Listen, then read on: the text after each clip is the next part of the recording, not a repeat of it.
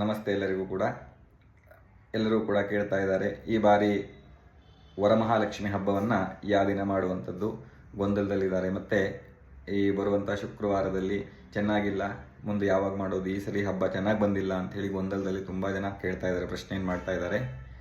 ಯಾವುದೇ ರೀತಿಯಂಥ ಗೊಂದಲಗಳು ಬೇಡ.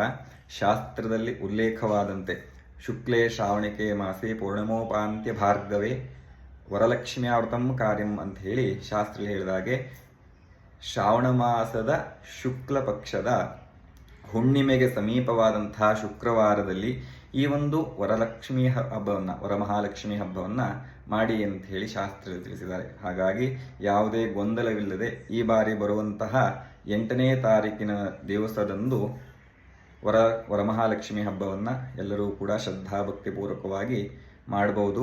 ಆ ಒಂದು ದೇವಿಯ ಅನುಗ್ರಹಕ್ಕೆ ಪಾತ್ರರಾಗಿ ಮನೆಯಲ್ಲಿ ಸುಖ, ಶಾಂತಿ, ನೆಮ್ಮದಿ ನೆಲೆಸುವಂತೆ ಆ ತಾಯಿಯನ್ನು ಪ್ರಾರ್ಥನೆ ಮಾಡಿಕೊಳ್ಳಿ. ಎಲ್ಲರಿಗೂ ಕೂಡ ಒಳ್ಳೆಯದಾಗಲಿ. ಸರ್ವೇ ಜನಾಃ ಸುಖಿನೋ ಭವಂತು.